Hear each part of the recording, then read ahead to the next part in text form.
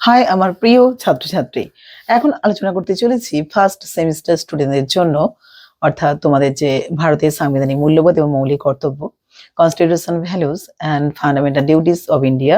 তো এখান থেকে একটা গুরুত্বপূর্ণ প্রশ্নের উত্তর নিয়ে আলোচনা করছি। দেখো, মৌলিক অধিকার নিয়ে ডিসকাস করে দিচ্ছি একটু, ঠিক আছে? দেখো, সাধারণভাবে অধিকার বলতে আমরা কি বুঝি? কোনো কিছু দাবিকে বুঝি, তাই তো? আইনগত দিক থেকে অধিকার বলতে সেই সমস্ত দাবিকেই বোঝায় যেগুলি রাষ্ট্র কর্তৃক স্বীকৃত বা রাষ্ট্রীয় কি আইন দ্বারা সংরক্ষিত। অর্থাৎ অধিকার বলতে আমরা কোনগুলোকে বুঝি? যেগুলো রাষ্ট্র কর্তৃক স্বীকৃত রাষ্ট্রীয় আইন দ্বারা সংরক্ষিত। আর মৌলিক অধিকার বলতে সেই অধিকারকে বোঝানো হয় যে অধিকারগুলি কি ব্যক্তির ব্যক্তিত্বের বিকাশের ক্ষেত্রে একান্ত অপরিহার্য।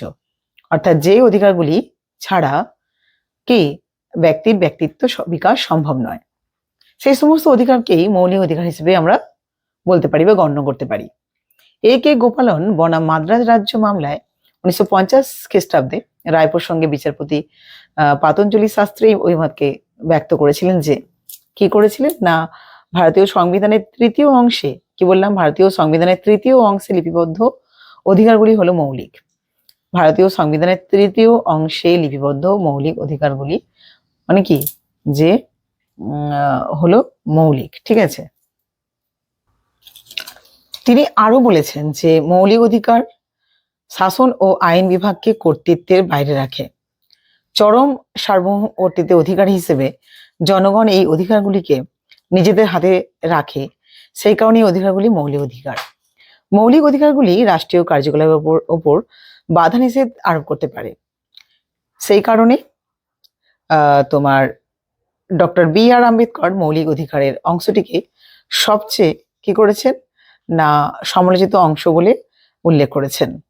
ডক্টর সর্বপল্লী রাধাকৃষ্ণনের মতে মৌলিক অধিকারগুলি রাষ্ট্রের উপরে আরোপিত বাধ্যবাধকতা হিসেবে কি গড়ে তোলা হয়েছে। তো এরপরে আলোচনা করব যে মৌলিক অধিকারগুলো কি কি, ঠিক আছে?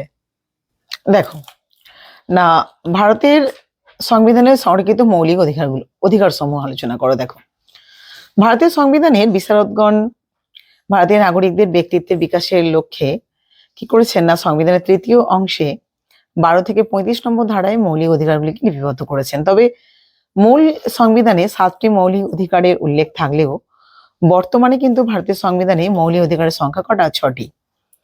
1978 সালে 44তম সংবিধান সংশোধনের মাধ্যমে সম্পত্তি অধিকারকে মৌলিক অধিকার থেকে বাদ দেওয়া হয়েছে।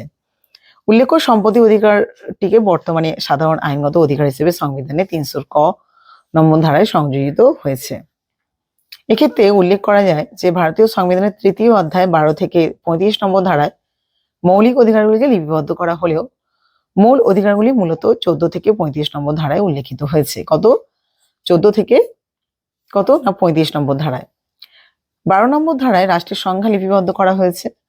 13 নম্বর ধারায় মৌলিক অধিকারের সঙ্গে অসামঞ্জস্যপূর্ণ যে সমস্ত আইন সম্পর্কে আলোচনা করা হয়েছে। বর্তমানে ভারতীয় সংবিধানে উল্লেখিত 6টি মৌলিক অধিকার হলো, একটা হচ্ছে সাম্যের অধিকার 14 থেকে 18 নম্বর ধারায় যেটা রয়েছে, স্বাধীনতার অধিকার 19 থেকে 22 নম্বর ধারা, আর শোষণের বিরুদ্ধে অধিকার 23 থেকে 24 নম্বর ধারা, আর ধর্মীয় স্বাধীনতার অধিকার 25 থেকে 28 নম্বর ধারা, সংস্কৃতি এবং শিক্ষা বিষয়ক অধিকার 29 থেকে 29 ও 30 নম্বর ধারা, শাসনতান্ত্রিক প্রতিবিধানের অধিকার মানে 32 থেকে 226 নম্বর ধারা। তো এই যে 6টি অধিকার রয়েছে, তোমার সাম্যের অধিকার, স্বাধীনতার অধিকার, শোষণের বিরুদ্ধে অধিকার, ধর্মীয় স্বাধীনতার অধিকার, সংস্কৃতি ও শিক্ষা বিষয়ক অধিকার, শাসনতান্ত্রিক প্রতিবিধানের অধিকার, তো এইগুলো তোমার হচ্ছে মৌলিক অধিকারের মধ্যে পড়ছে।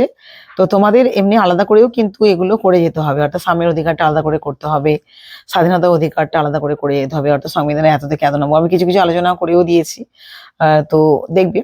তো এত থেকে এত নম্বর ধারার মধ্যে এই সমস্ত অধিকারগুলোকে নিয়ে তোমাদের আলোচনা করতে হবে। তো মোটামুটি একটা কনসেপ্টটা হলো যে মৌলিক অধিকার বলতে কি বোঝো এবং মৌলিক অধিকারগুলো কি কি, ঠিক আছে?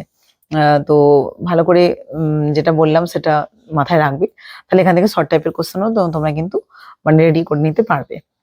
তো যদি ভিডিওটা ভালো লাগে তোমরা অবশ্যই লাইক করো, শেয়ার করো, সাবস্ক্রাইব করো, ঠিক আছে? সকলে খুব খুব ভালো থেকো।